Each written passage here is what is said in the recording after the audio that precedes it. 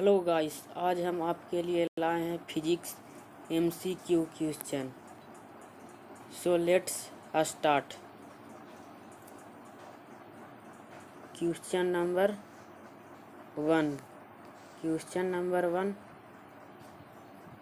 प्रकाश की किरण गमन करती है। प्रकाश की किरण किसमें गमन करती है? ऑप्शन ए सीधी रेखा में, ऑप्शन बी टेढ़ी रेखा में, ऑप्शन सी किसी भी दिशा में, ऑप्शन डी इसमें से कोई नहीं। तो प्रकाश की किरण गमन करती है सीधी रेखा में। Option number A is right. Option A is right. Next question. प्रकाश का वेग न्यूनतम होता है। प्रकाश का वेग किसमें न्यूनतम होता है?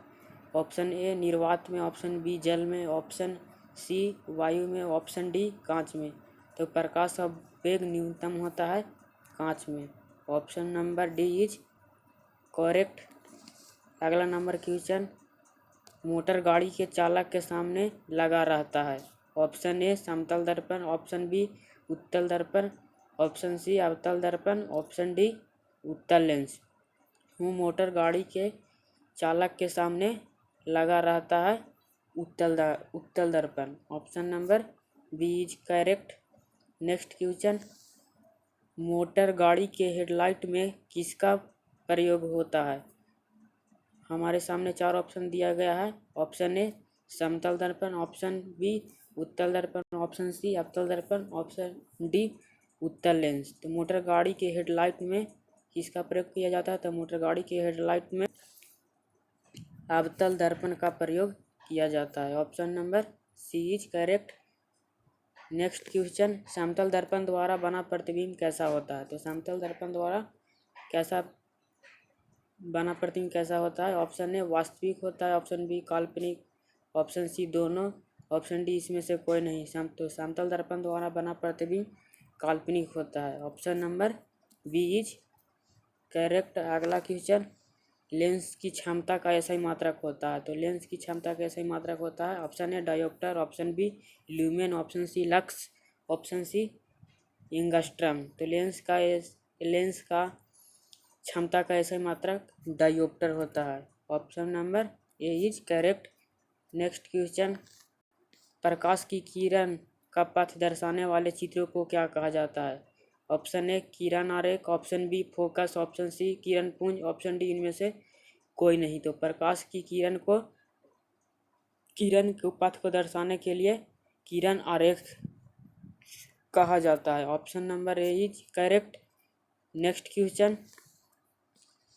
2 डायोप्टर क्षमता वाले लेंस की फोकस दूरी क्या होगी? 2 डायोप्टर वाले लेंस की क्षमता का फोकस दूरी क्या होगी? Option A 20 centimetre, option B 30 centimetre, option C 40 centimetre, option D 50 centimetre. तो इसका क्षमता का फॉर्मूला होता है P = 1/f होता है। हमारा क्षमता दिया हुआ है 2 डायोप्टर, तो 2 डायोप्टर = 1/f। यह मीटर में होता है। तो 1 मीटर में होता है, 1 मीटर में 100 सेंटीमीटर। इसका कटेगा 50 बार में, यानी तिरछी गुना करेंगे तो इसका आएगा F = 50 सेंटीमीटर।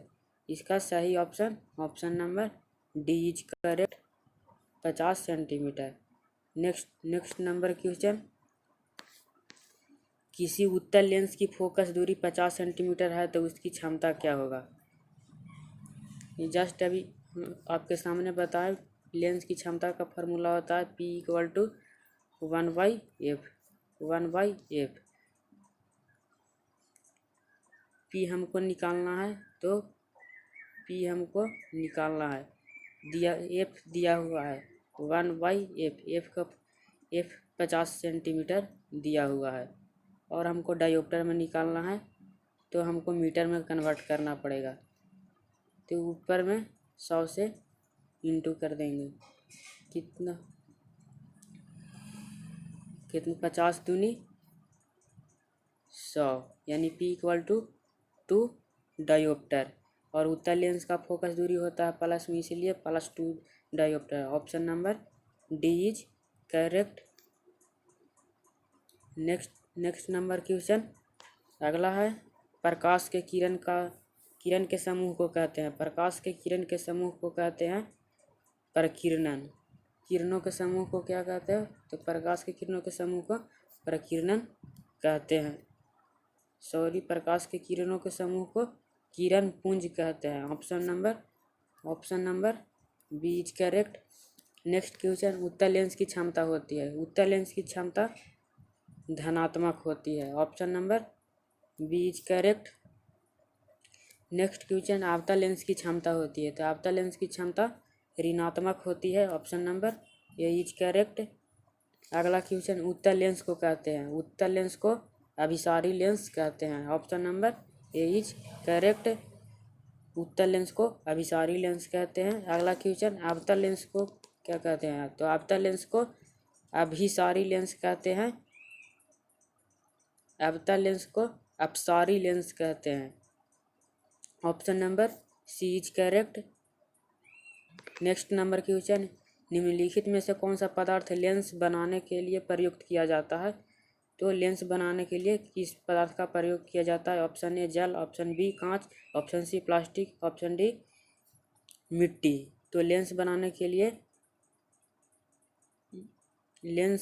के लिए कौन सा प्रयोग नहीं किया जाता है? तो लेंस बनाने के लिए मिट्टी का प्रयोग नहीं किया जाता, इसलिए option number D is correct.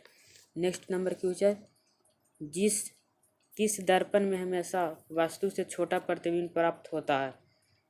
Option दिया हुआ है समतल दर्पण, बी में उत्तल दर्पण, सी में है अवतल दर्पण और डी में दिया हुआ इनमें से कोई नहीं। तो किस दर्पण से हमेशा वस्तु से छोटा प्रतिबिंब बनता है? तो उत्तल दर्पण में वस्तु से हमेशा छोटा प्रतिबिंब बनता है। Option number B is correct. Next question, इस दर्पण में वस्तु से बड़ा प्रतिबिंब बनता है? तो दिया हुआ है ऑप्शन समतल दर्पण, अवतल दर्पण, उत्तल दर्पण और इनमें से कोई नहीं। तो इसका सही ऑप्शन है ऑप्शन नंबर बी अवतल दर्पण। अवतल दर्पण में वस्तु से बड़ा प्रतिबिंब बनता है। नेक्स्ट क्वेश्चन, प्रकाश के परावर्तन के कितने नियम हैं? तो प्रकाश के परावर्तन के 2 नियम हैं। Option number B is correct. Next question, जब प्रकाश की किरण हवा से कांच में प्रवेश करती है तो मुड़ जाती है। जब प्रकाश की किरण हवा से कांच में प्रवेश करती है तो अभिलंब के निकट मुड़ती है। Option number B is correct. Next question, photography कैमरे का अभिदृश्यक होता है, फोटोग्राफी कैमरे का अभिदृश्यक उत्तल लेंस का होता है। Option number A is correct. Next question, side mirror के रूप में प्रयुक्त होता है। तो साइड मिरर के रूप में प्रयुक्त होता है, साइड मिरर के रूप में उत्तल दर्पण प्रयुक्त होता है। Option number B is correct. Next question, एक अवतल दर्पण की फोकस दूरी 10 सेंटीमीटर है तो उसकी वक्रता त्रिज्या क्या होगी? तो इसका एफ का फार्मूला होता है F=R/2 होता है, R/2। हमारा फोकस दूरी दिया हुआ है यानी कि F=10 दिया हुआ है, तो वक्रता त्रिज्या हो जाएगा R/2 दिया हुआ है। R बराबर हो जाएगा तिरछा तिरछी गुना 10 दूनी 20 यानी 20 सेंटीमीटर होगा, यानी option number B is correct. Next question, निर्गत किरण एवं अभिलंब के बीच के कोण को कहते हैं? निर्गत किरण और अभिलंब के बीच के कोण को निर्गत कोण कहते हैं। Option number C is correct. Next number question, सरल सूक्ष्मदर्शी में किसका उपयोग होता है? तो सरल सूक्ष्मदर्शी में उत्तल लेंस का उपयोग होता है। Option number D is correct. अगला क्वेश्चन, किस लेंस के द्वारा सिर्फ काल्पनिक प्रतिबिंब तनता है? तो अवतल लेंस के द्वारा सिर्फ काल्पनिक प्रतिबिंब तनता है। Option number B is correct, अवतल दर्पण द्वारा। अगला क्वेश्चन, परावर्तन के नियम से निर्धारित होता है, परावर्तन के नियम से निर्धारित होता है। तो परावर्तन के नियम से निर्धारित होता है परावर्तन कोण और अपवर्तन कोण के बराबर होता है। Option number B is correct. अगला क्वेश्चन, काल्पनिक प्रतिबिंब होता है, तो काल्पनिक प्रतिबिंब हमेशा सीधा होता है। ऑप्शन नंबर ये इज करेक्ट। अगला क्वेश्चन, लेंस में मुख्य फोकस की संख्या कितनी होती है? तो लेंस में मुख्य फोकस की संख्या 2 होती है। Option number A is correct. Search light का परावर्तक सतह होता है, तो सर्च लाइट का परावर्तक सतह अवतल लेंस का होता है। Option number B is correct. अगला पॉइंट हमारा है, दाढ़ी बनाने में कौन सा दर्पण प्रयुक्त होता है? तो दाढ़ी बनाने में अवतल दर्पण का प्रयोग होता है। Option number C is correct. अगला क्वेश्चन, एक उत्तल लेंस की क्षमता 1 डायोप्टर है, तो इसकी लेंस की फोकस दूरी क्या होगा? तो हम लोग जानते हैं पी का फार्मूला होता है P = 1/f होता है, और हमारा क्षमता दिया हुआ है, यानी कि P का वैल्यू 1 डायोप्टर दिया हुआ है, और 1/f हमको मालूम करना है। f जनरली मीटर में होता है, इसलिए सेंटीमीटर में चेंज कर देंगे, ऊपर 100 से गुना कर देंगे, तो P = कितना हो जाएगा? तिरछा तिरछी गुना करेंगे तो f के वैल्यू 100 सेंटीमीटर आएगा, यानी प्लस में। और उत्तल लेंस की क्षमता हमेशा पॉजिटिव होती है, इसलिए option number D is correct. Option number C is correct, 100 centimetre plus 100 centimetre. अगला क्वेश्चन, किसी गोलीय दर्पण की किसी पतले गोलीय लेंस के दोनों फोकस दूरी -15 सेंटीमीटर है, तो दर्पण तथा लेंस की संभावना होगी, तो दोनों हो सकती है, अवतल या दोनों अवतल होगा। Option number A is correct. अगला क्वेश्चन है, प्रकाश के अपवर्तन के कितने नियम हैं? तो प्रकाश के अपवर्तन के 2 नियम हैं। Option number B is correct. अगला क्वेश्चन, किसी माध्यम के अपवर्तनांक का मान होता है, तो किसी माध्यम का अपवर्तनांक का मान sin I/sin R होता है। Option number A is correct. Next question, एक अब उत्तल लेंस होता है, तो एक उत्तल लेंस होता है, तो किनारे की अपेक्षा बीच में मोटा होता है। Option number C is correct. अगला क्वेश्चन, अवतल लेंस का आवर्धन बराबर होता है, तो अवतल लेंस का आवर्धन होता है V/U के बराबर होता है। Option number B is correct. अगला क्वेश्चन हमारा है, गोलीय दर्पण की फोकस दूरी एवं वक्रता त्रिज्या के बीच संबंध क्या होता है? तो गोलीय दर्पण और वक्रता त्रिज्या के बीच के संबंध होता है R = 2f। Option number A is correct. अगला क्वेश्चन हमारा है, सोलर कुकर में प्रयोग किया जाता है, तो सोलर कुकर में कौन सा दर्पण का प्रयोग किया जाता है? तो हमारा सोलर कुकर में अवतल दर्पण का प्रयोग किया जाता है। Option number A is correct. अगला पॉइंट है, उत्तल लेंस में बना प्रतिबिंब होता है, उत्तल लेंस में बना प्रतिबिंब वास्तविक एवं उल्टा होता है। Option number B is correct. अगला पॉइंट है हमारा है, उत्तल लेंस में जब बीम f तथा 2f के बीच रखा जाता है तब बना प्रतिबिंब होता है। जब बीम f और 2f के बीच रखा जाता है तो इसमें किस प्रकार के प्रतिबिंब बनता है? तो इसमें बड़ा और वास्तविक प्रतिबिंब बनता है, इसलिए option number A is correct. अगला पॉइंट है, दो वक्रीय पृष्ठों से घिरे ठोस माध्यम को कहते हैं। दो वक्रीय पृष्ठों से घिरे ठोस माध्यम को कहते हैं, तो दो वक्रीय पृष्ठों से घिरे माध्यम को गोलीय लेंस कहते हैं। अगला क्वेश्चन है, वह गोलीय दर्पण जो बाहर की तरफ वक्रित होता है वो कहलाता है, जो बाहर की ओर वक्रित होता है वो कहलाता है उत्तल दर्पण कहलाता है। Option number C is correct. अगला पॉइंट हमारा है, गोलीय दर्पण के परावर्तक पृष्ठ के केंद्र को दर्पण को कहा जाता है, तो ध्रुव कहा जाता है। Option number B is correct. अगला पॉइंट हमारा, किसी लेंस द्वारा उत्पन्न आवर्धन का SI मात्रक होता है, किसी लेंस द्वारा उत्पन्न आवर्धन का SI मात्रक होता है, मात्रक विहीन होता है lens. Option number D is correct. अगला पॉइंट हमारा है, लेंस के केंद्रीय बिंदु को कहते हैं, तो लेंस के केंद्रीय बिंदु को प्रकाशीय केंद्र कहते हैं। Option number B is correct. अगला पॉइंट हमारा है, किसी शब्दकोश में पाए गए छोटे अक्षरों को पढ़ते समय आप निम्न में कौन सा लेंस पसंद करेंगे। तो छोटे अक्षर को हम पढ़ने के लिए कौन सा लेंस लेना पसंद करेंगे, तो हम 5 सेंटीमीटर फोकस दूरी के उत्तल लेंस को लेना पसंद करेंगे। Option number D is correct. अगला पॉइंट हमारा है, इसमें से कौन सा दर्पण का सूत्र है। तो इसमें से कौन सा दर्पण का सूत्र है, ऑप्शन नंबर ए 1/v + 1/u = 1/f के बराबर होता है। Option number A is correct. अगला पॉइंट हमारा है, गोलीय दर्पण की वक्रता केंद्र को किस अक्ष से निरूपित किया जाता है। तो गोलीय दर्पण की वक्रता केंद्र को सी से निरूपित किया जाता है।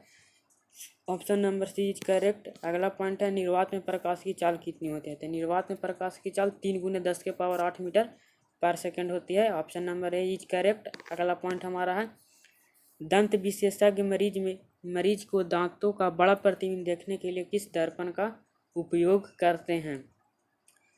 तो किस दर्पण का उपयोग करते हैं, तो अवतल दर्पण का उपयोग करते हैं। Option number A is correct. अगला पॉइंट है, पतले लेंस का आवर्धन होता है। तो पतले लेंस का आवर्धन कम होता है। पतले लेंस का आवर्धन कम होता है। Option A is correct. मोटे लेंस का आवर्धन होता है। मोटे लेंस का आवर्धन अधिक होता है। Option B is correct. अगला पॉइंट है, अवतल दर्पण में ध्रुव और मुख्य फोकस के बीच रखे प्रतिबिंब की प्रकृति होती है। तो इसका option number B is correct. आभासी एवं सीधा प्रतिबिंब होती है, प्रकृति होती है। अगला पॉइंट है, उत्तल लेंस का प्रकाशीय केंद्र और मुख्य फोकस के बीच रखे प्रतिबिंब की प्रकृति होती है। तो कैसा प्रकृति होती है, आभासी एवं सीधी होती है। Option B is correct. अगला पॉइंट हमारा है, अवतल दर्पण का मुख्य फोकस पर रखे प्रतिबिंब स्थिति कैसी होती है। तो इसका अनंत पर होती है। Option C is correct. अगला पॉइंट हमारा है, उत्तल लेंस का मुख्य फोकस पर रखे प्रतिबिंब की स्थिति होती है। उत्तल लेंस के मुख्य फोकस पर रखे प्रतिबिंब की स्थिति कैसा होती है, तो अनंत पर होती है। Option C is correct. अगला पॉइंट है, अवतल लेंस का मुख्य फोकस पर रखे बीम का प्रतिबिंब की स्थिति कैसी होती है, तो प्रकाशीय केंद्र और फोकस के बीच होती है। Option B is correct. अगला पॉइंट है, अवतल लेंस के सामने अनंत पर रखे बीम का प्रतिबिंब की स्थिति होती है, तो फोकस पे होती है, स्थित होती है, फोकस पे स्थित होती है। अगला पॉइंट हमारा है, अवतल दर्पण के सामने अनंत पर रखे बीम का प्रतिबिंब की स्थिति होती है, तो फोकस पे स्थित होती है। Option D is correct. अगला पॉइंट है, लेंस के प्रकाशीय केंद्र से गुजरने वाली प्रकाश की किरण का अपवर्तनांक के पश्चात 7 रंगों में विभक्त हो जाती है। Option B is correct. अगला हमारा क्वेश्चन है, मुख्य फोकस से गुजरने वाली प्रकाशीय किरण उत्तल लेंस का अपवर्तनांक के पश्चात वे निर्गत किरण और मुख्य अक्ष के समांतर जाती है। Option B is correct.